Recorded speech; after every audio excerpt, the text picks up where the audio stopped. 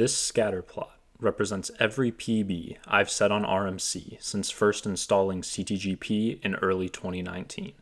And today, we're going to go through every single one of them to see what progression to the mountaintop looks like. This is the journey on rMC. Alright, so a lot of these early runs for, up until like low 132, so probably the first half of this video, more or less, is going to be pretty ugly. Because I'm just not going to have the bike control necessary to really execute just about anything very well. I mean, you can see in this first run, I set this back in March 2019, right after I had gotten CTGP for the first time, like 5 weeks ago. And I at least know the right shroom spot.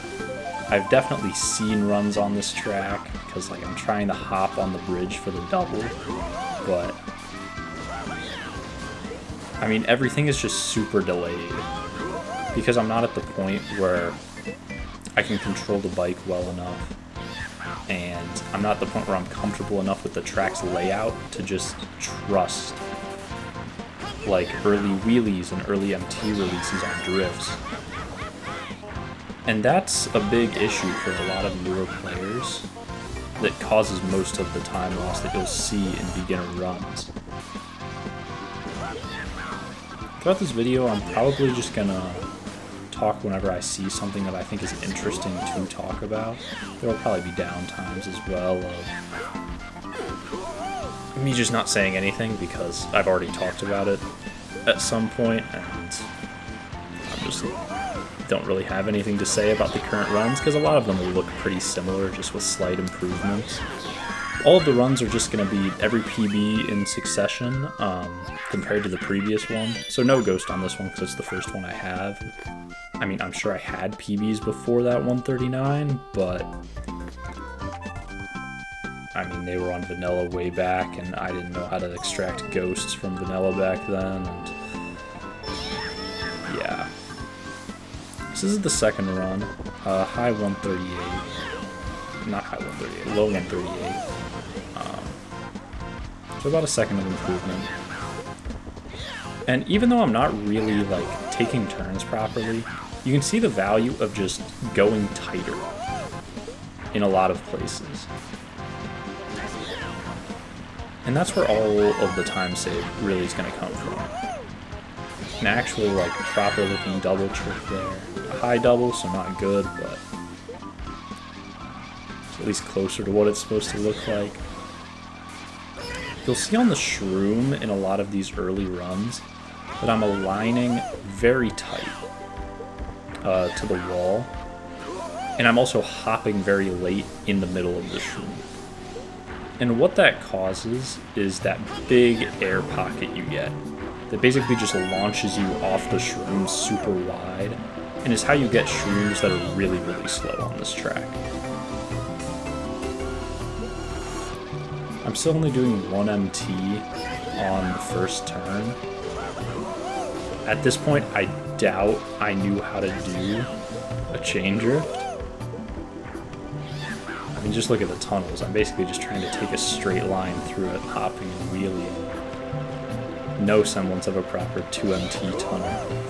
And while that was an early strat, just hopping and wheeling through the first part of the tunnel, and then doing a single MT to exit it, what I'm doing there is nothing like what that strat is supposed to look like. It's just way too much wheelie turning, losing a lot of time. Yeah. Another thing I'd like to point out in these early runs is this was before Big Bork was a thing. This was back in the Matt alt days. I've been alting forever.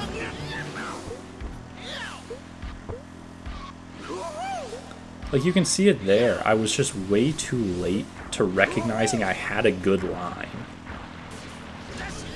to just stop turning and start my wheelie. And because of that, I ended up pointed down the straight super far right and wheeling later, and it's just a major time loss. Got pretty lucky there. I hopped early enough to reconnect with the ground and get a stick for a not bad at all cut for this point in time for me. Driving down more the middle of the road and actually going off the correct mound at this point. The mound recoveries are still pretty disastrous. I'm not trusting the landing, and I'm trying to just avoid going off of the coping for the airtime that you'll see in later runs. Super early shroom there. That's another problem with a lot of these earlier runs. I would shroom a long time before landing in the grass, probably because I was scared of the off-road speed loss, but that's really not ideal at all. There are times on this track where shrooming a little early before you land in the off-road is good, because it means your shroom boost runs out a little earlier, and that can help with your exits sometimes. But like the way I did it there, where I'm basically shrooming near like the apex of my airtime into the cut, is just not. That's just way too early.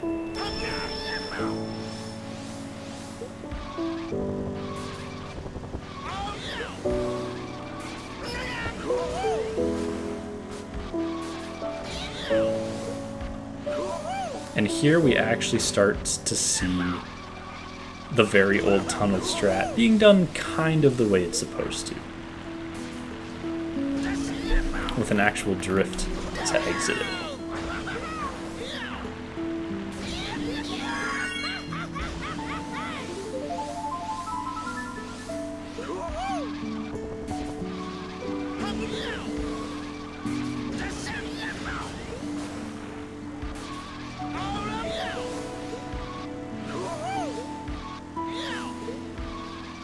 You'll notice in my stick inputs that I really don't know how to soft drift at all. Like, it's just 08 drifting, hard drifts left and right to charge that MT, which makes it quite a slow MT charge. If you compare it to like a modern flap does a very similar MT, and you can charge it so much quicker if you actually use the 3-angle soft drifts properly.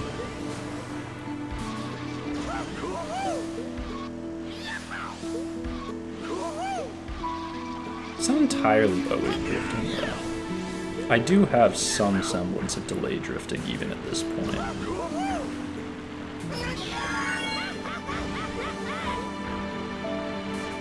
I think a big problem in a lot of these early runs is I'm not setting up for the ending ramp properly.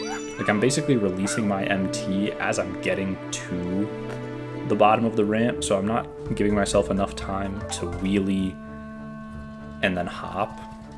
And that's causing me to just not be able to get any sort of good tricks off of it. Here we see the first use of 2 MTs at the start, and it saved basically no time because I probably still can't chain drift at all. Never mind, I can't. We're even trying the proper tunnel strat.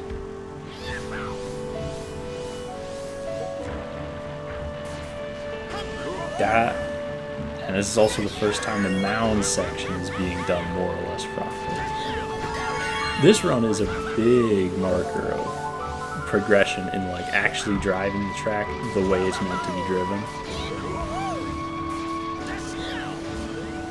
Everything's still very raw, of course, like I'm hopping super early there, not soft drifting properly.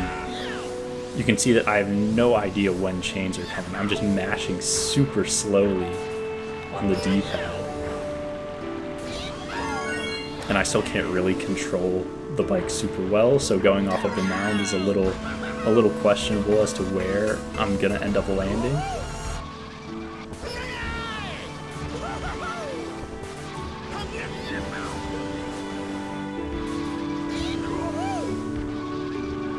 Doing it that way is something I've seen from a decent number of players, where you hop super early, do a little bit of fail drifting first, and then you go into your soft drift to help you charge the MT more easily.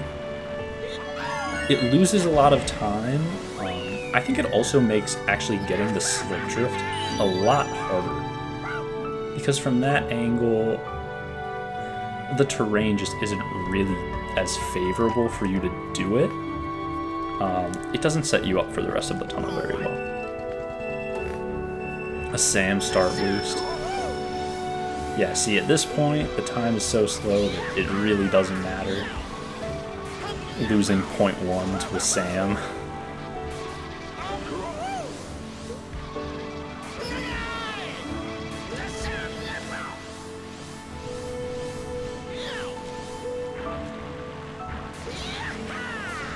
And I'm still getting quite bad alignments in just about every location.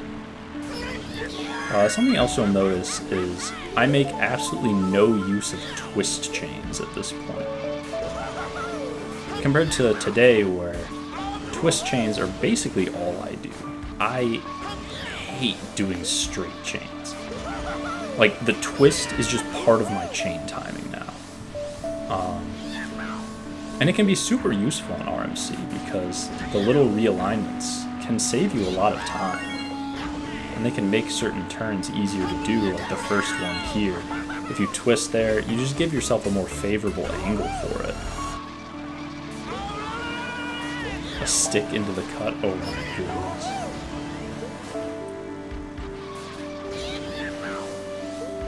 But once again, the gap between this and the old run is basically just I have better control of the bike.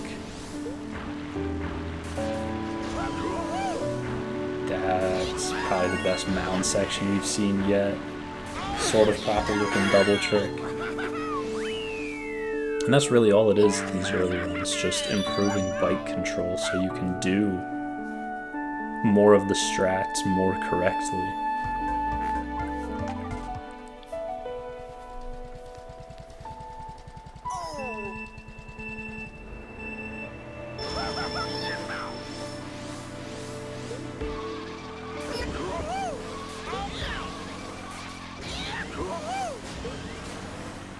That's probably the first decent cut we've seen. And was it very lucky? Kind of. The alignment into it was quite strange because the first turn exit was really wide and the second turn I ended up super tight to the right tree while also being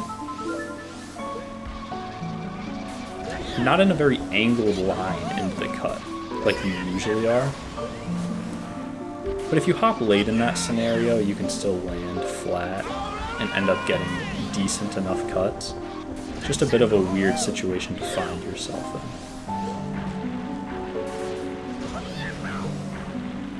That's a big thing right there that you'll see hampering players even up until about high 132, which is just getting way too much air off the mound. You'll notice that I'm not wheeling before hitting the mound. That's a very important thing on this track. If you wheelie, yes, you're going to gain a little bit of speed for a short period of time, but you're going to get sent way too high. And you're just going to lose all that time and more back immediately.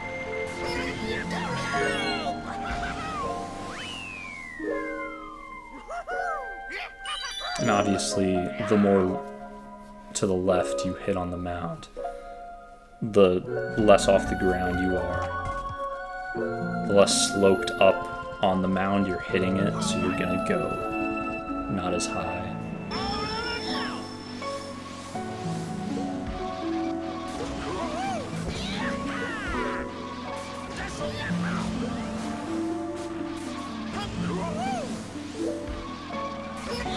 The first MT of that tunnel actually looked like proper soft drifting. So I think by this point I had maybe gotten to the point of soft drifting a little bit. Even though the rest of the tunnel wasn't executed properly.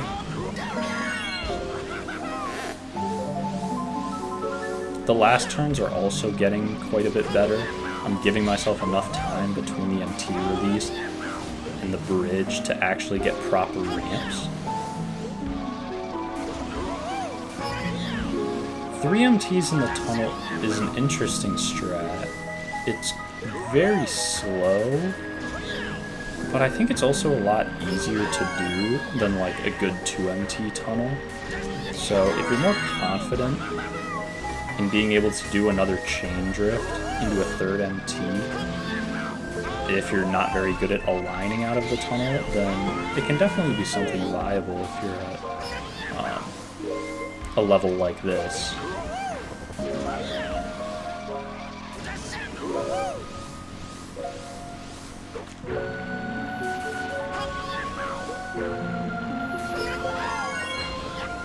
Despite the mounds looking pretty decent, I'm still definitely really struggling to land properly from them.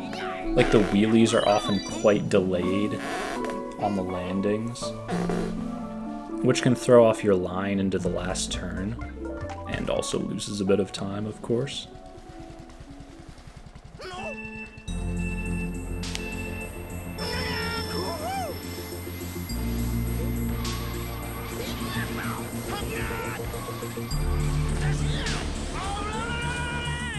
I don't really remember a whole ton about this time period of me playing the game. So I think all of these runs were set in 2019, and while I was playing on CTGP, it was before I had really joined the community at large. I was maybe watching a few people on Twitch, like Luke and all the people playing, like just before COVID. But I wasn't really interacting at all. I didn't have a Discord account yet.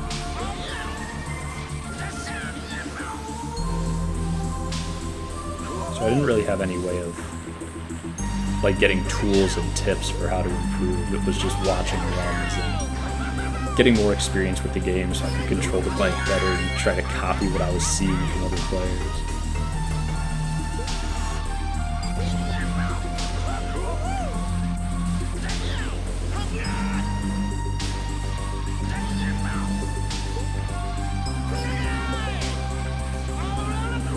Even at this point, you'll see just a ton of nudging and wheelies, often in unnecessary spots. And that's a big thing that is important to improve as you get better as a player. It's not just your ability to align after a turn, but also your understanding of when to nudge and how to nudge in a way that doesn't lose as much time. Like in a lot of my modern attempts on this track, I won't get a perfect alignment after the tunnel.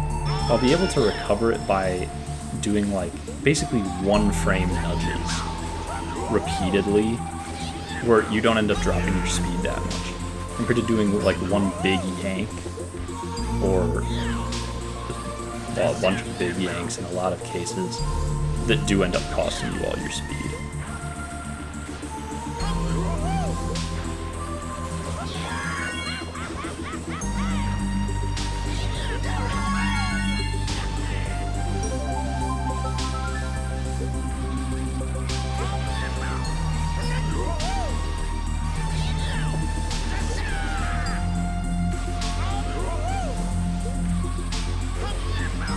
That might have been the first like proper-ish looking tunnel we've seen so far. Actual soft drifting, got the slip drift in the middle. The alignment out of it was pretty decent. I mean, 31.003 at this point. Overall, just a pretty clean lap, considering where I was in my progression.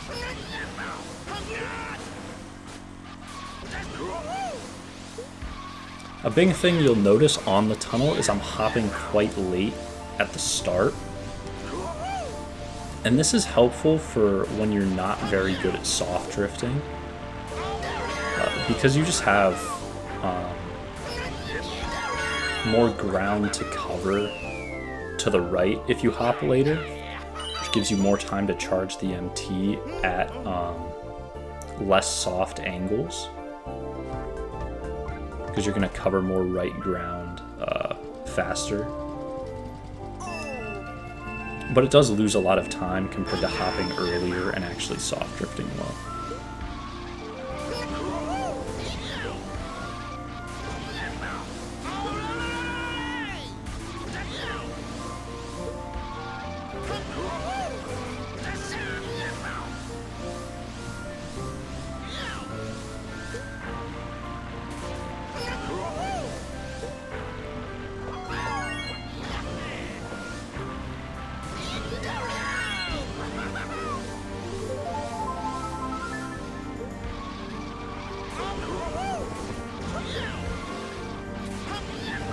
As we're getting to the low 133s, runs are starting to look more like a proper rMC run. They're getting a lot cleaner in general. The driving still needs a lot of work, and I still can't execute a lot of the more difficult strats on the track. I'm no longer driving on the wrong side of the road a ton. We're following pretty okay lines.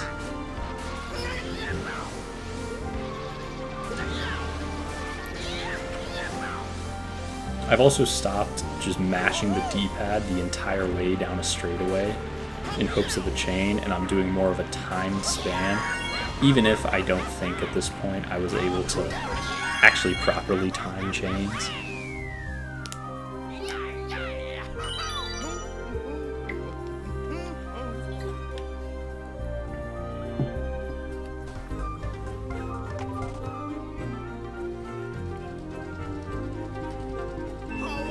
These next few PBs were all set in like a 3-day period. And at this point, I mean, rMC still wasn't like my main track. When I first got into the game, the track I was like immediately best at was Peach Beach. And it stayed that way for a while, and then eventually LC became my best track. And that one also stayed as my best track for a little bit. It was a while before rMC became the track that I was like most interested in, put the most time into, and then would of course become my best track in the end.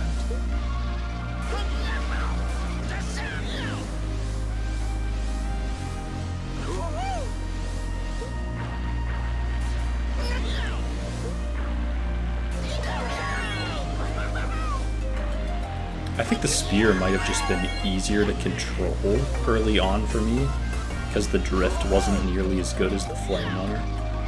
And so I was drawn to the spear tracks more, and that's why tracks like Peach Beach and LC were my best in the early days.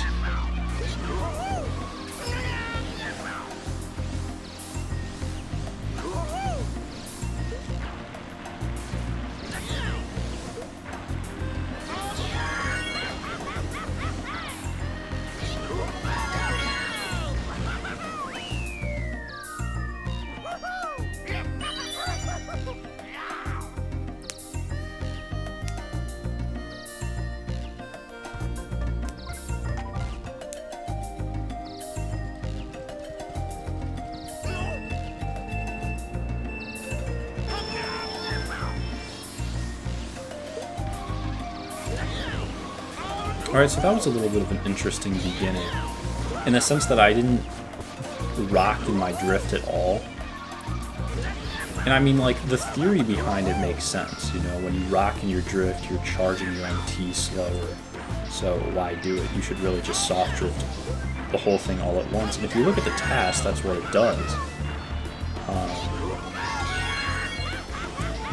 But for RTA gameplay, it just doesn't seem to produce the time save that you would theoretically expect. And it also makes, when you do the chain drift, getting up onto the curve properly is harder when you don't rock in the drift at all, because you're just at a worse angle going into it.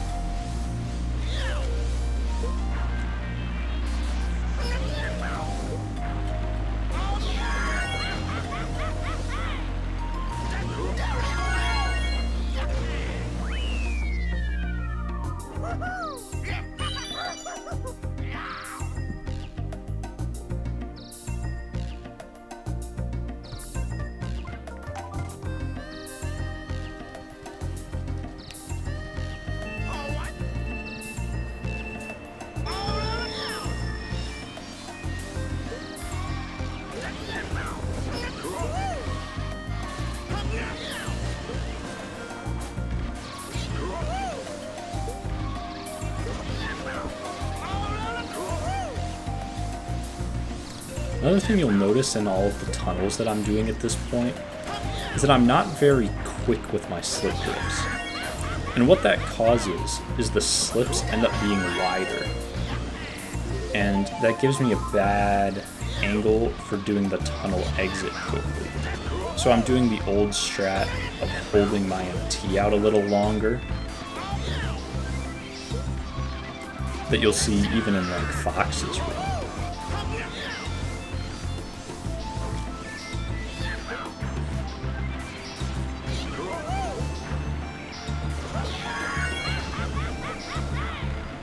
I think Luke had set his first world records on the track before this time. So the more proper way of doing the tunnel had definitely been shown in RTA.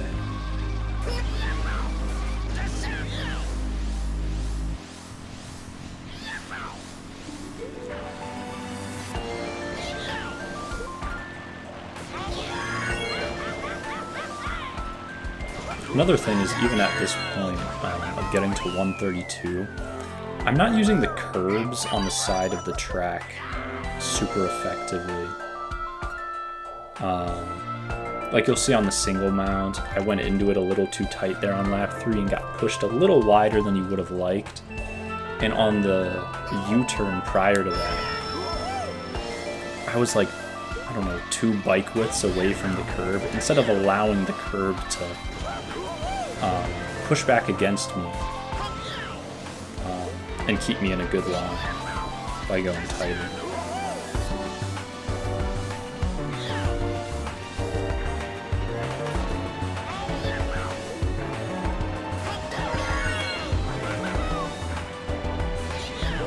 I think around this point is when I first started to really focus in on rMC, and it became my main track. When doing my charting for all the PBs I set, I noticed I did a pretty significant grind at this point through like the next 5 or so runs. And just if memory serves me right, this is when I was like, yeah, this is the track for me. Even if it's not the one I was the most talented at, I just found this track really fun.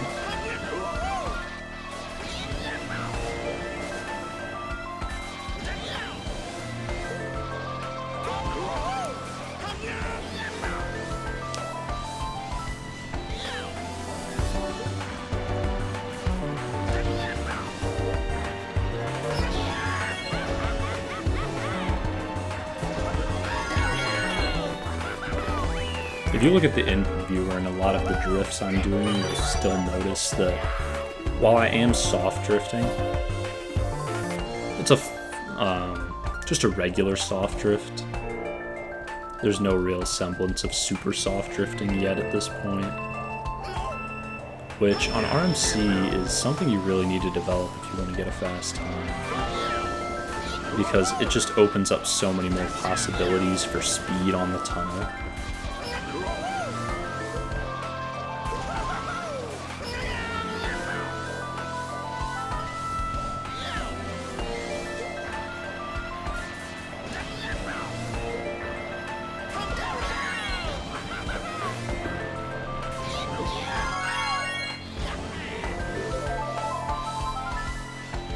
I think it's a pretty apt time to talk about the ramp.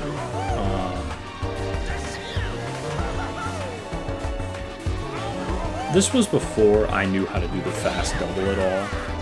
Like, my process for doing the ramp actually pretty much entirely prevented fast doubles from even being a possibility. I wasn't aware of that at this point. It just is what it is. And so, really the only 2 options I would end up getting are mainly high doubles and single tricks. And before you do fast doubles, I think the optimal way to do it is to do probably a high double laps 1 and 2 and then a single trick lap 3. Because the high double will help minimize the effect of the chain at the start of the next 2 laps. But it is slower in the lap than just doing a single trick.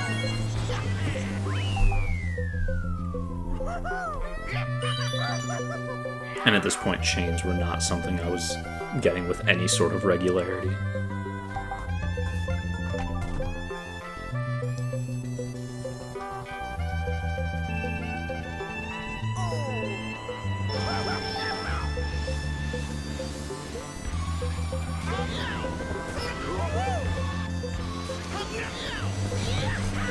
Break down that first turn.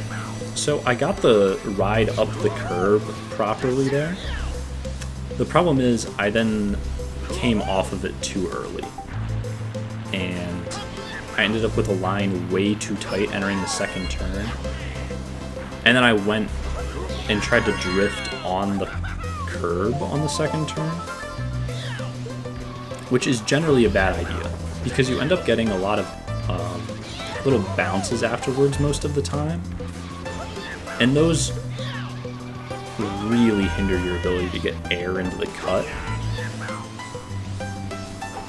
So I always tell people just avoid hitting the curb on the second turn. Yeah, there's the possibility you save a little bit of time, but unless you're attacking it from like the proper angle, you're probably just going to get bounces. Or it's just going to push you wide and you're not going to save time anyway.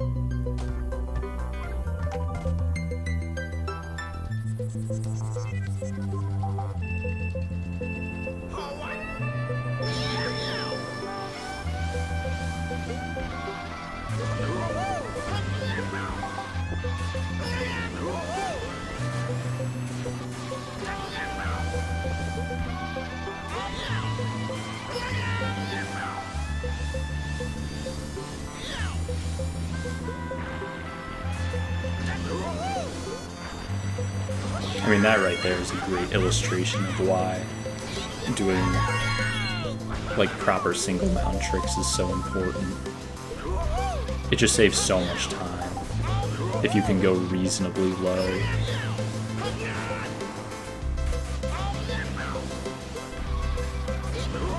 Which is hard on lap 1 because the Goomba's in the way. So really on lap 1 you're just doing your best to avoid hitting the Goomba while coming as close to it as possible.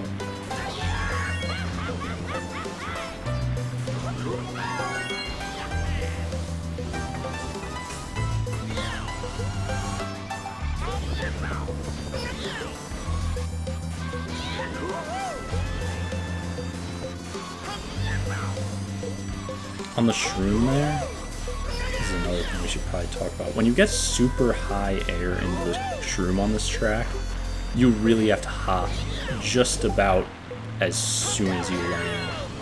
Because it's quite common that you just end up getting a bounce when you land. And so if you try to hop just a little bit after you land, you just end up getting a slip drift. And you get a super wide cut and lose a ton of time. So yeah, when you get really high air, hop instantly.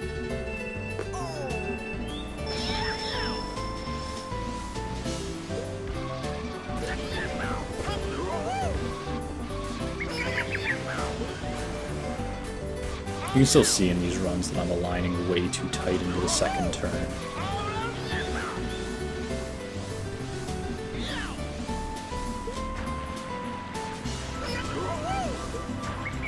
While I did get a half chain there, chains at this point were really something where it's like, if I get it, it's a benefit, but I wasn't really expecting to get them at any points. The track was really just about optimizing driving and getting better shrooms at this point for me. Because while I am doing a time spam, the timing part of the spam is not very accurate yet.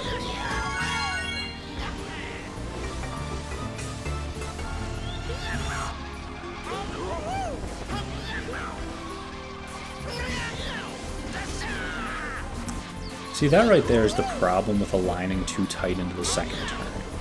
What it does is forces you into a decision of either you release the MT super quickly, and all of a sudden you're quite far left when entering the cut, which you can get fast cuts from being pretty far left, but it's a much tougher angle to attack it from, because you really need to get like a very good stick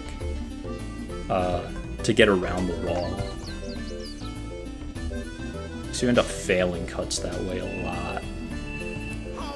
And if you don't release the MT like super early and you try to hold it out like I did in that lap 3, you end up releasing it quite close to the curb, so you can get that big air time, which once again makes the cut more difficult and slower. So you really should go for wider entries into the second turn.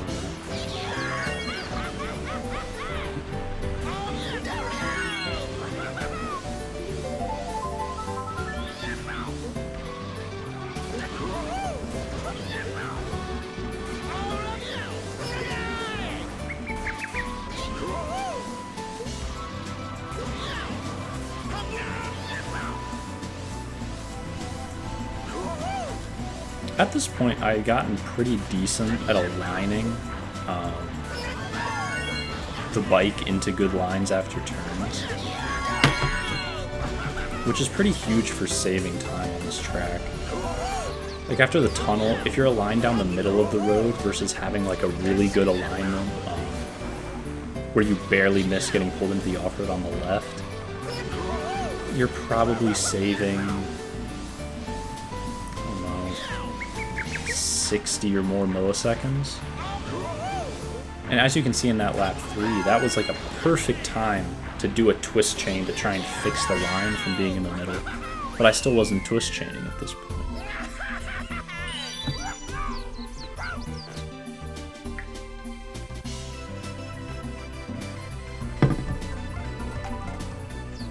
The first 131.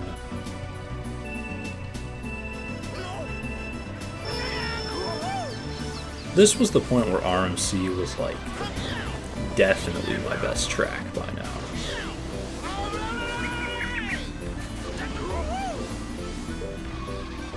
A couple runs from now we get to one of the runs that I have very fond memories of, because at the time it was just like an incredible run for me and really represented everything I was going for.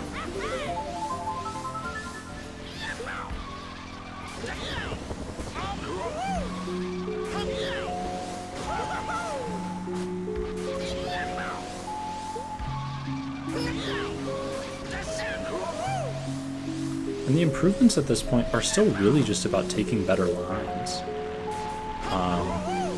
You can see that I still don't have like great bike control. I'm a little like jerky on the stick still.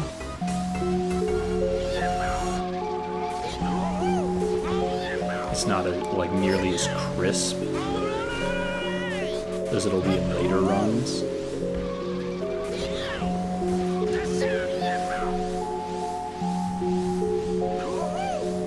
We should also probably discuss that ramp on lap 2.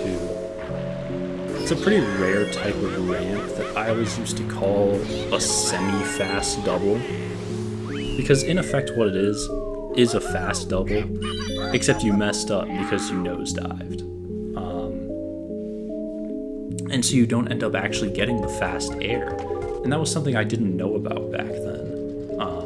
Like I was always nosediving my ramps because, you know, that's just what you do in this game. You nosedive to land more quickly, because being in the air is slow. And on this track, on the ending ramp, if you nosedive, it messes up the fast doubles. And at this point, there weren't really a ton of people I could ask about like the exact ways to do the fast doubles. Like I think I asked Demon, I might have asked Luke as well. And input viewers were also a pretty new thing at this point.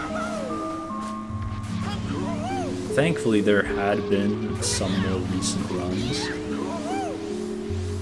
Well, not like a super new thing, but they were getting more popular. And so there had been some more recent high-level runs on the track that had an input viewer. And so later on, a few runs from here is when I actually had like analyzed the fast doubles and input viewer and finally figured out how to do them.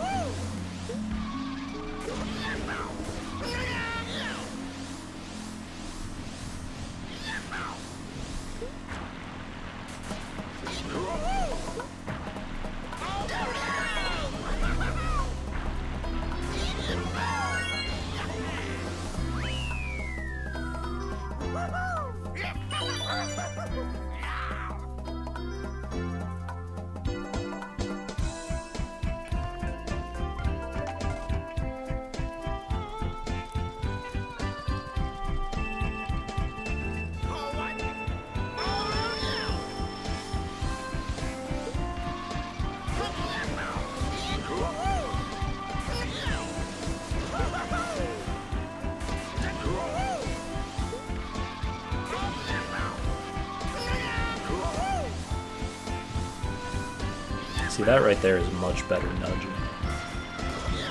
I kind of had to do one big yank, but I only did it like the bare minimum amount that I had to. Whereas in like previous runs, even if I got into a line that was safe, I would have just yanked even more. Just because it feels, you know, it feels safer to be more in the middle of the road. That right there is the first like actually decent looking tunnel. Because I hopped earlier into it and actually soft drifted well. And that's how you do faster tunnels. You hop at the earlier time when you do a proper soft drift.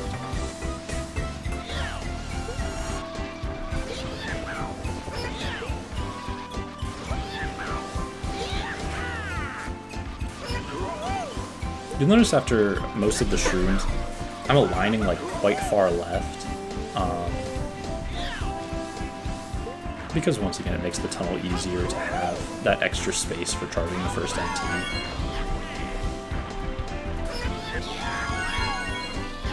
But aligning further right is definitely the better way to do it. It just requires soft drifting better.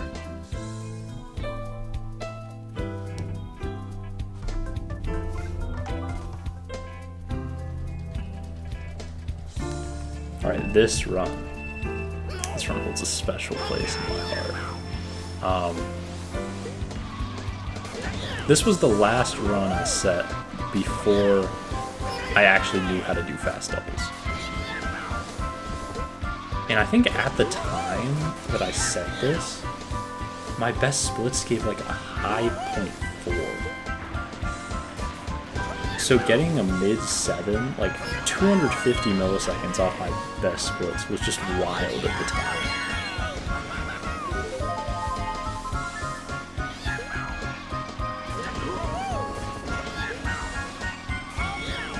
I mean, the way it happens is just get good cuts, drive well enough. Chains were still something I didn't really get much, but when I did, it was a nice boost.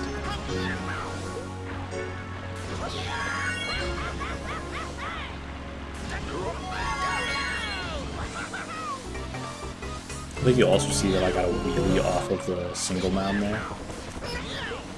And it didn't make a huge difference in that case. The main issue with the wheelie is that when you do it, it sort of just locks you into a straight line. And on the single mound, you don't want to be in a straight line early. Because if you're in a straight line early, you're not going to end up going off of the low part of the mound. But yeah, this run was special. Super consistent splits, just everything I'd hoped for in a run at that point.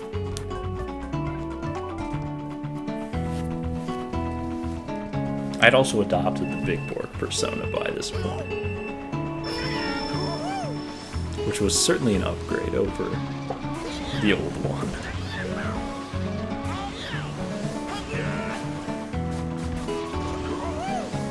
I've been Big Bork for a while at this point, actually.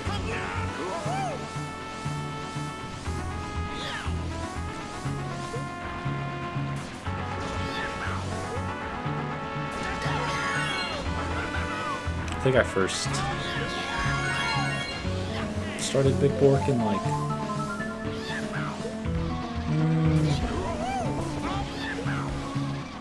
I think sometime in 2020.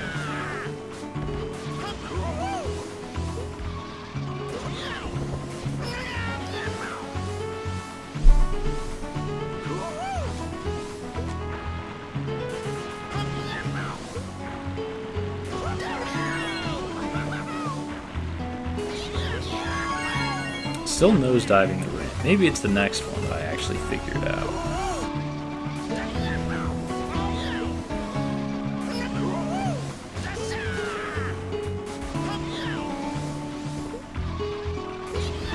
Definitely super softened by this point, though.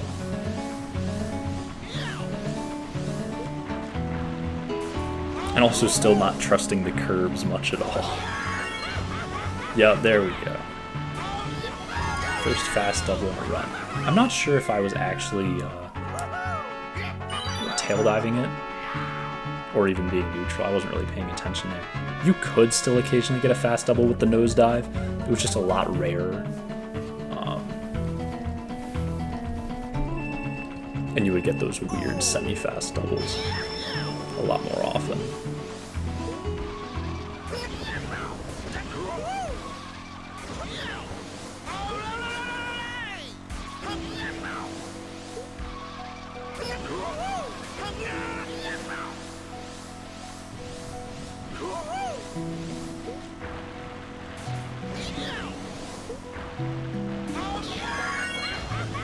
I remember this was the grind for my first regional tops.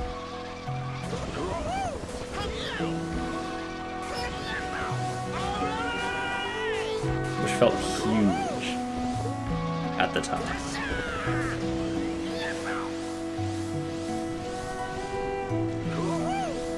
It was so good to finally see myself on MKL after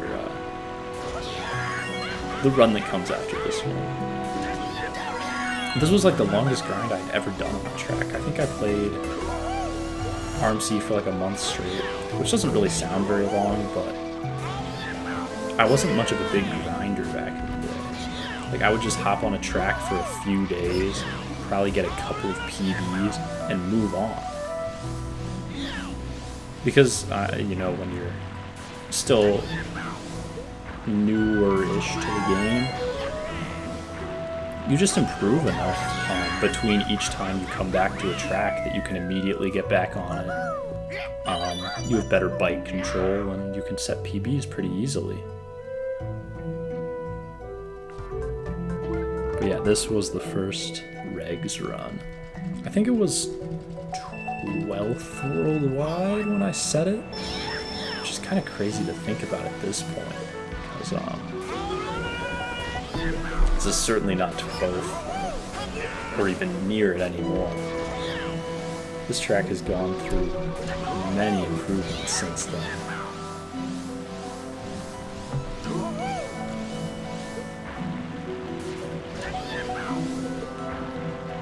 Let me do a quick check actually. What is regional tops now? MKL is down. Well, that's not surprising.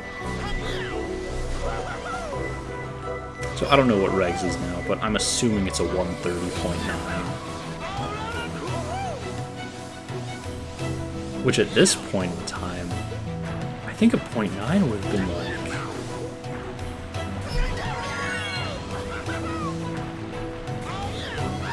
like if you got any 130 at this point, it was like 5th worldwide.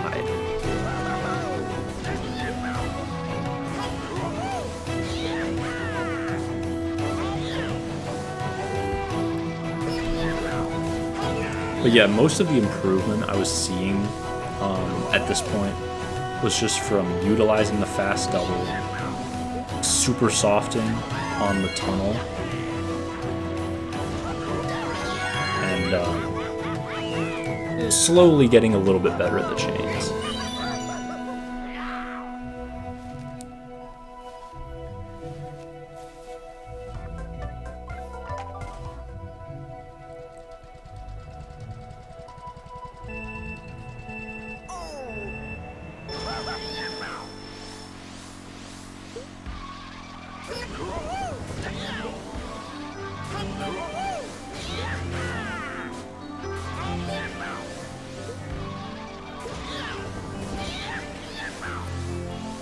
You can see that I'm attempting to do the tunnel in the same style that Luke was at the time, which is like the more modern style of releasing the MT a lot earlier on the exit instead of holding it.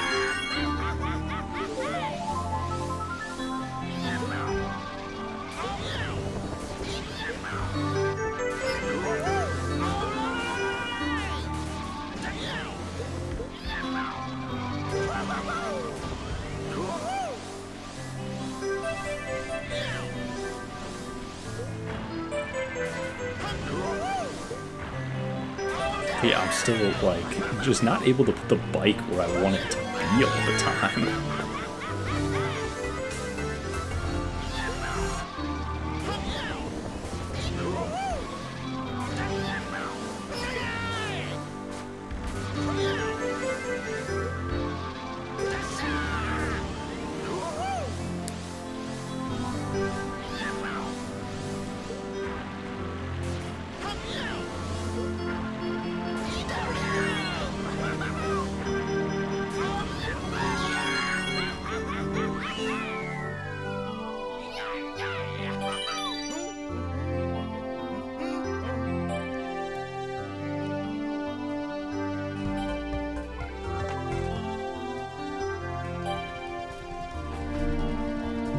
Kabik work as a me served me well.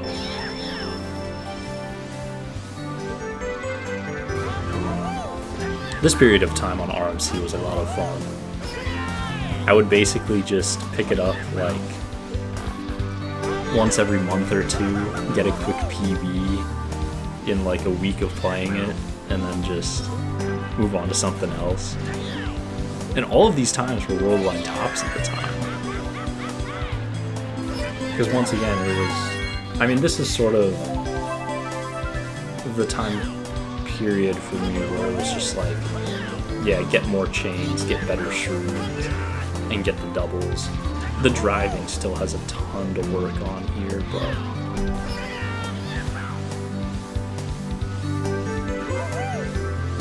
getting the 9 for 9 was the big goal.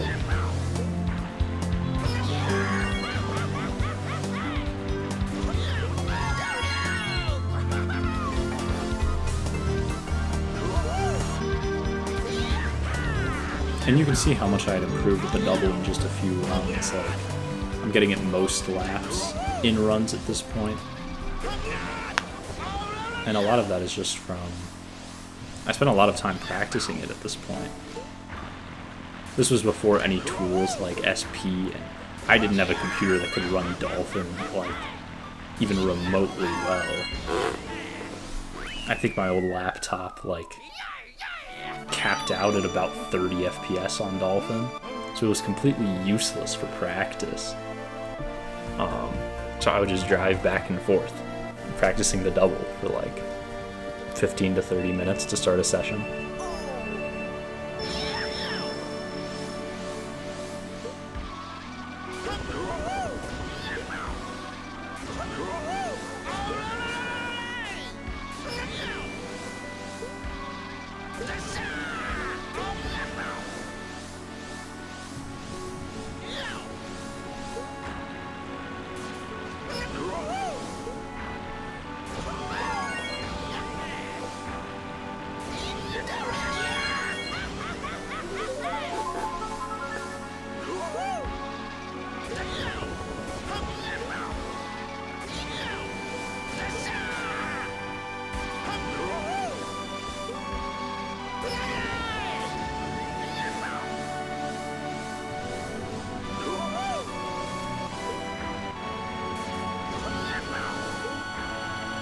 The driving is slowly improving between all of these runs.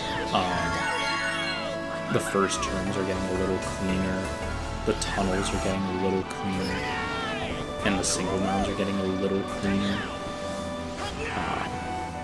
But I'm still hopping a little too late in most of the tunnels. I'm still not taking the single mound turn as tight as I should be. And the way I was doing the first turn at this point is just like completely different to the way I do it now. Mainly because of the alignment into the turn.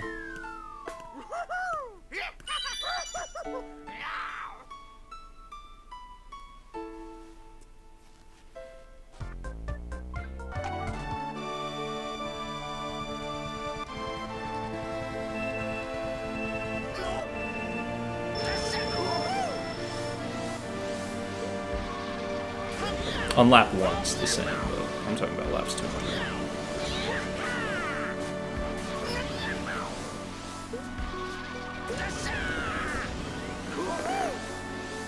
And I'm finally twist chaining. Oh man. Twist chains are so huge on this track. You just have to do them. Gives you better lines for the U-turn, better lines for the first turn, laps 2 and 3. It's a must. And you'll also see the first attempt at double mounts in this attempt. Very unsuccessfully, but I recall at this time that I was tired of hitting the Goomba in lap 1 repeatedly. And so I just said, screw it, I'm going to do double mounts on lap 1. And then my first attempt at doing it, I ended up PBing with this run.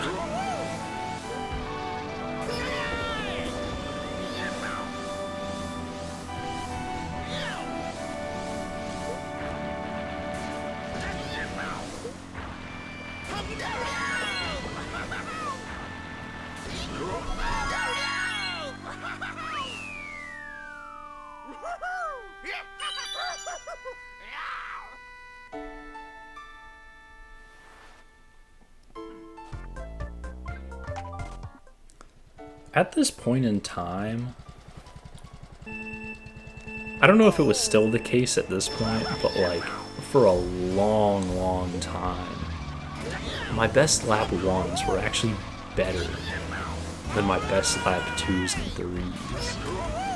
Because I had hit, you know, a few 0.1 lap 1s with single mount.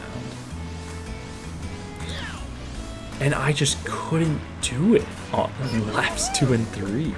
It would always just be some stupid fail, like either getting a dead double or getting a drop that cost too much time, and I could just never finish out a 0.1 or 0.0 lap on laps 2 and 3.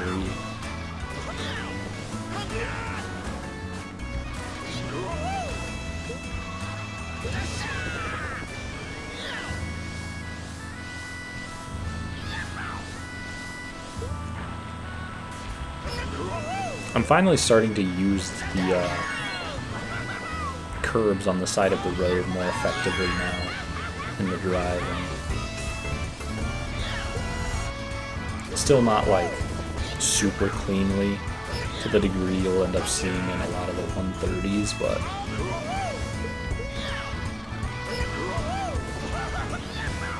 we're getting there.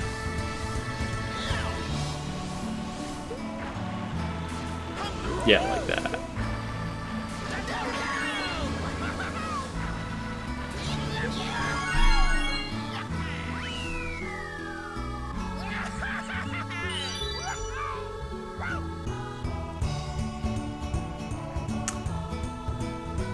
Oh man, this run is a doozy. 130 was, and still is, the big sub on this track. And I remember at the time that I was going for it, Sosis and Connor were also going for it, and they both got it before I did.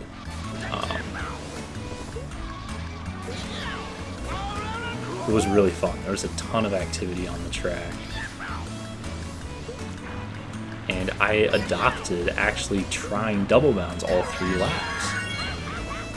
Because, I mean, it was good time save. If you hit it right, it saved about 0.1 the way that I was doing it here.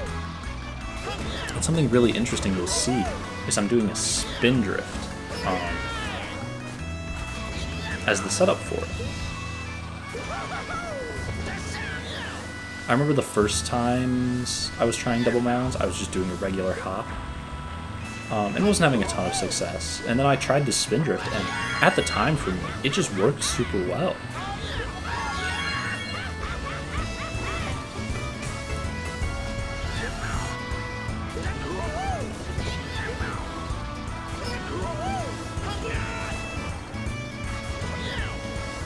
I've since moved off of it.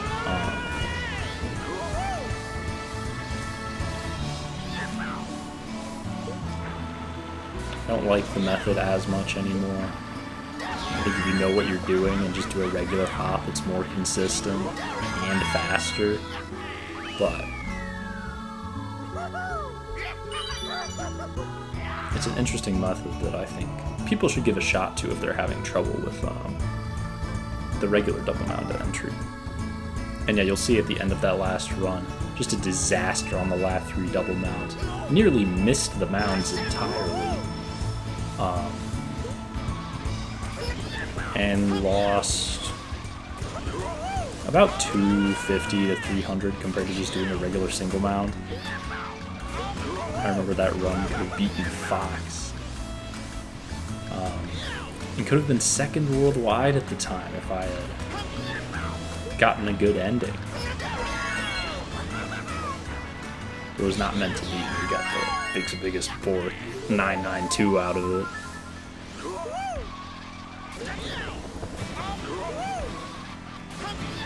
And if you haven't seen the funny story behind that run, you can check that out on Hydration's channel, assuming it's still up.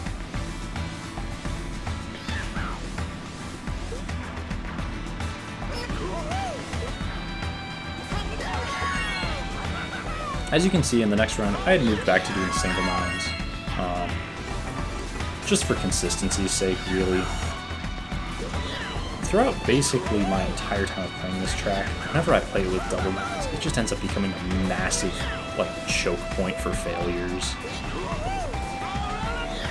And so single mounds just a lot more enjoyable because you get to actually see laps finish. Whereas with double mounts, a lot of sessions, it's just drive a lap that gets to the lap 1 double mounds, fail the lap 1 double mounds, reset, try again. It's just that over and over and over and over. Because when you're not on with the double mounts, you just don't hit them at all. I've gone entire sessions hitting the double mounts maybe once or twice, if I'm just not in the groove with them.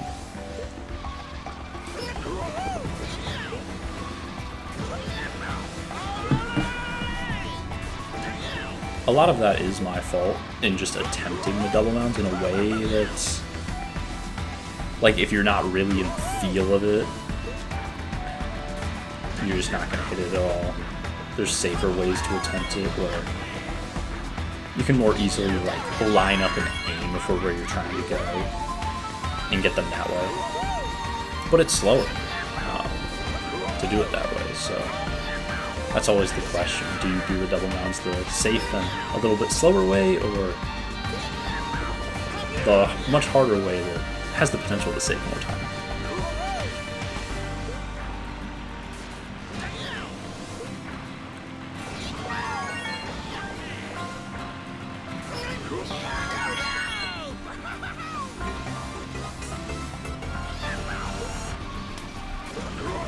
Something you'll notice in a lot of these runs for quite a while, honestly, is that I really struggle with the first turn on maps 2 and 3. For the longest time, it was just I just couldn't do it properly. And I couldn't understand what I was doing wrong with it.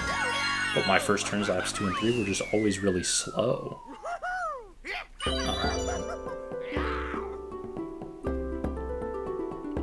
don't think I ever really got good at them until like maybe when I set my 0.3s.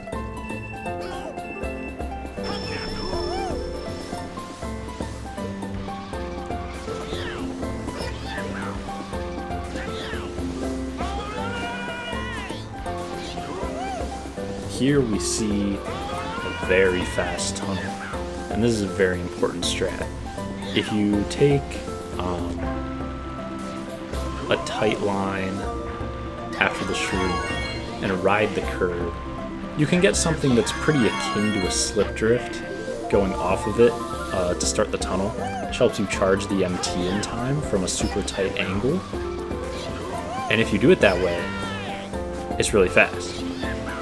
But sometimes you can get it like that, where I didn't really get the slip drift, so I had to spend longer charging the MT, and I didn't really get the benefit from going super tight. And even to this point, from some angles, that slip drift just feels pretty luck-based. If you're taking like slightly wider angles into it, where you're only going off a little bit of the curve, you can get it like every time. But if you're doing really aggressive angles and going tight on the curb, you're just praying you get really lucky and get a good slip.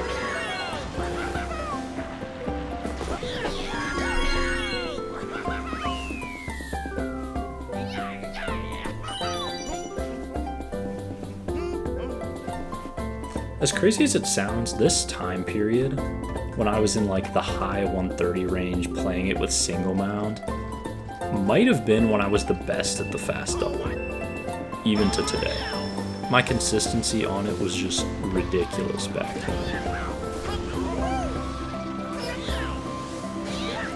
I think single mound helps a lot with that,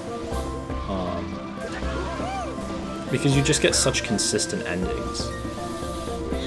I remember that was a really important tip I think I got from Demon, where he just told me, like, if you want to do the double consistently, you're going to have to get consistent with just the ending driving.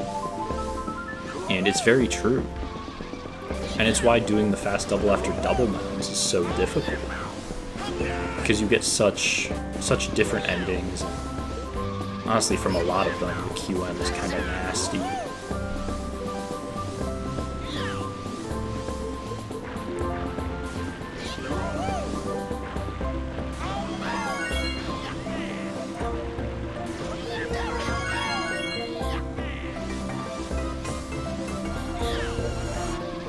But yeah, you can see the way that I'm doing the first turn is like, I'm soft drifting in a little bit, then going wide, and then soft drifting in again pretty soon after. Like, I don't have super tight lines into the first turn, I think is a big issue from my first turns, laps 2 and 3 of this time. This run was absolutely saved by just Guru's double mounds lap 3.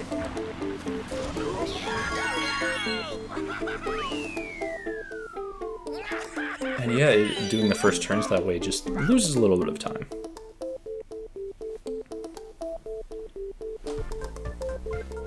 This was another huge run, because this was second worldwide and American record when I got it.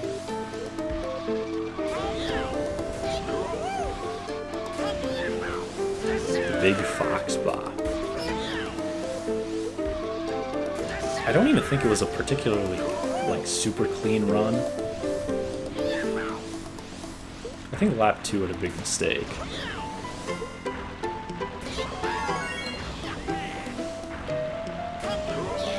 But yeah, by this point, like, if you compare it to the low 131s, the driving is just so much cleaner everywhere. I'm making good use of curves, I'm making good use of super soft drifts, I'm getting good alignments. I had improved some at the chains, and I had improved the doubles. Yup, that's the big mistake. That lost a ton of time. And it's a fail that I've had quite a bit on this track. I don't really know why, but press the wheelie button a little too early sometimes and end up losing a lot of time there to it.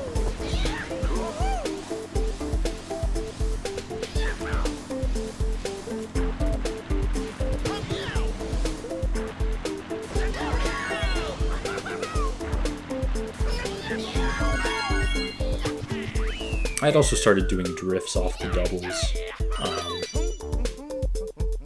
in a lot of the runs around this time, which was at first just to make the alignment into the first turn laps 2 and 3 better, but at this point it's like,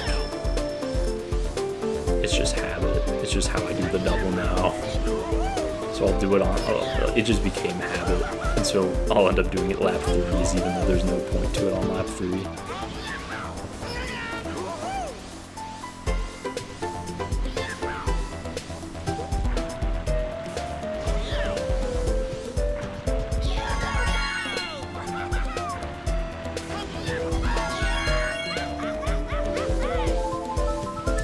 So after that 0.7, I think there was maybe over a year until my next PB in this 0.6. I had played the track in that time, never ended up finishing out a run, although I had made strides in my gameplay on it. I had gotten better with single mounds to the point where I was finally starting to get a few runs that would hit the piranha plant at lap 3. And I was really starting to think that I was in record contention, because the record was a 5:13 by Luke when I set that 7:49. But then, you know, over the summer, Logan came in and set that just freak time of the 2:72, and it was just raps. Like, I had no chance against that time. It was so ridiculously good at the time it was set. It still is, really, in a lot of ways. And so after he set that time, I was just like, it was kind of crushing.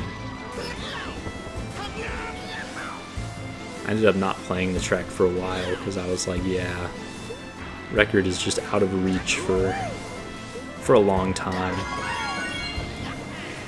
But eventually people convinced me to come back to it and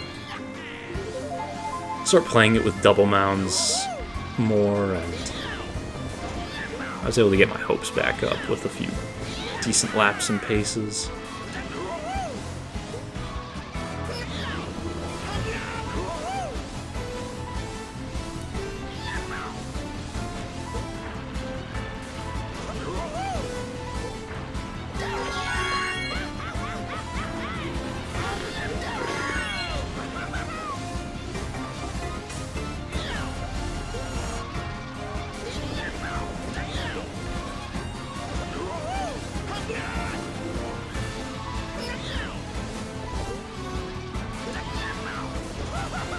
I mean, you'll see even at this point that a lot of these runs have pretty glaring errors.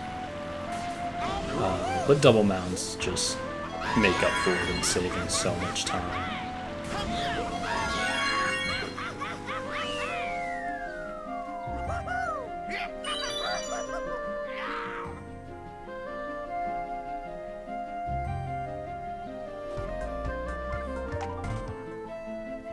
This run was funny. I set this run at the first BT meetup. The first day of the meetup.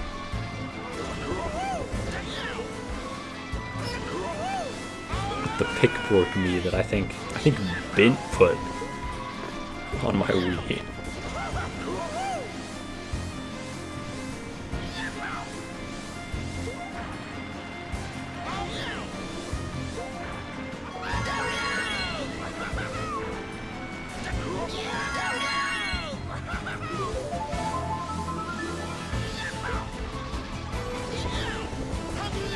You'll notice in the last few runs I've been doing double mounts, it's been the standard method of no spin drift into it. Like I said, I just kind of lost favor with the spin drift method.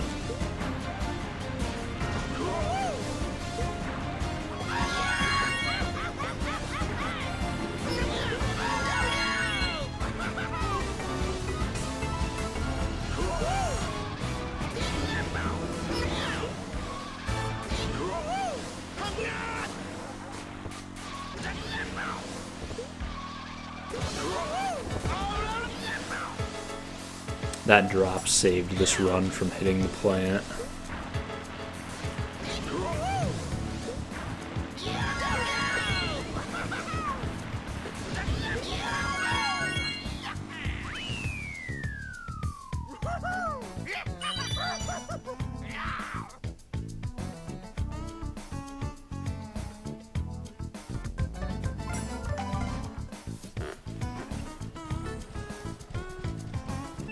This run was huge. Little mistake at the start, but this was a monster of a run.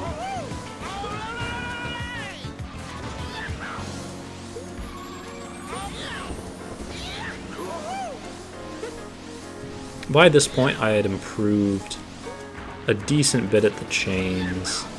I still wasn't like great at them, but I was good enough to expect that in a run I could get, you know, at least a couple of them.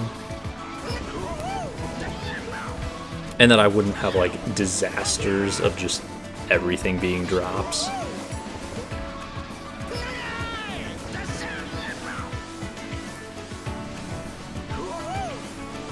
I think by this point it was just like a timed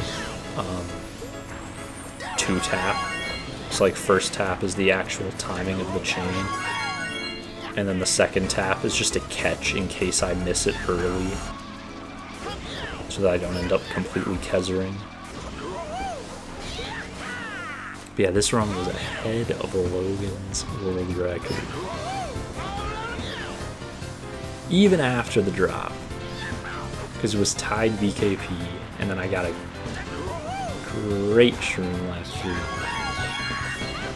And then I got triple mounts, which is unfortunate. Because most of the time you don't want to hit that third mount. Occasionally it can save time, but like 9 times out of 10 it's going to lose time. And I still don't know if it's really controllable. This run though, the 340, it took me over 2 years after the 377 to PB again. And in those 2 years, I had improved a ton. I had just never like managed to finish out a run.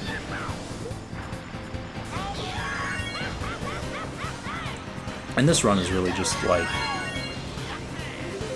the magnum opus of just execution on the track. I didn't get great shrooms, but the driving is just at its peak here. And by this time, like, one of the big improvements I had made to my gameplay before getting this run was I had become like nearly automatic with the chain.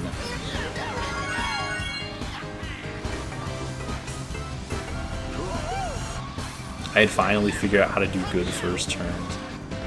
That shroom lap through was a miracle.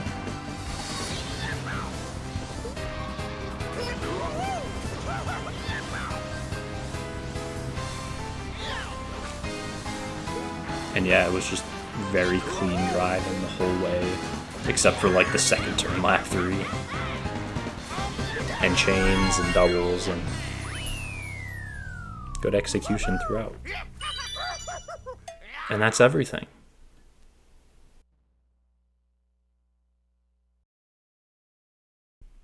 But who says this is the end?